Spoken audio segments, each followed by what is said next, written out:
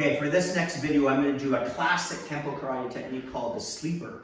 And it's a family grouping with Dance of Death and Thundering Hammers. Dance of Death, of course, I'm going to go low. Thundering Hammers, I hit to the midsection of the body, and then up high to the carotid artery for sleeper, depending on where that left hand is of my opponent. Okay, so for this particular one, it's a step through right punch, and I'm going to do a left inward block, and I'm going to thrust my inward block on the angle. Of course, if I wanted to, I could also just snap his arm on route, just like, hey, take it easy. It's a little bit better because if you think about it, I passed up, never passed up a body joint with a checking. I went right to the elbow. That time I went wrist elbow when I broke his arm, but a little bit advanced, so we'll cancel that for now. So I step and I go inward, and this shot goes wham. I want you to catch this from a different angle. I'm not going to do it hard because it could knock them out.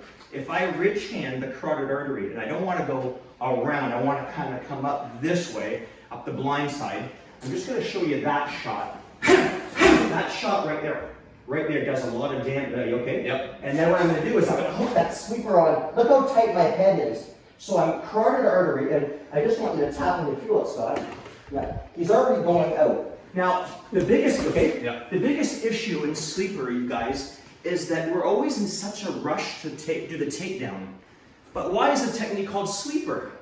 Why would I have a nice, tight carotid artery choke and then all of a sudden throw them? I want to put them to sleep if I can. I'll avoid everything else. We don't have to do any more of the base or the extension. So if I have the sleeper and I have a good base, I'm just going to, about 8 to 10 seconds, hold that on tight. They're going to go unconscious. Fight's over. I'm safe. I go home and watch my hockey game. But if something goes wrong, my balance is off, I didn't step right, and I feel not tight, that's where I'm going to shoot that leg back for the next move. So let's break this down.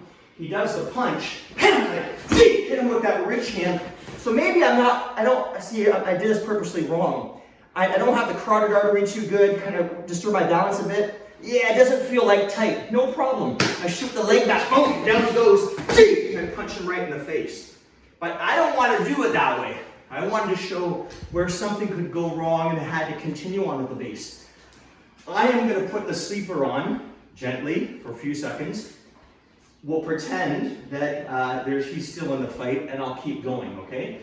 So he does the punch, a rich hand, there's the sleeper the way I want it, head tight. Shoot the leg back, and then I knee drop and punch. Now, that should end the fight.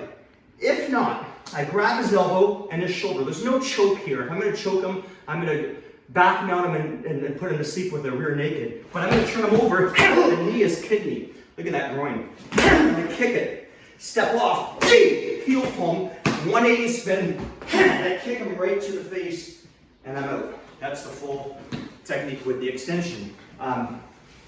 If it's me, and the person's attacking me, I prefer to stay on my feet in case there's another opponent, okay? So I'm going to try this one more time. He does the punch. Boom, there's that shot. Hook that sleeper on now. Notice when I'm putting this in here, okay, Scott? I'm making sure my balance isn't compromised because I'm leading him back.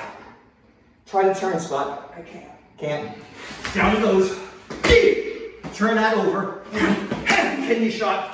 Groin shot. Spin. Get that kick in. And right there. And that, you guys, is sleeper with the extension.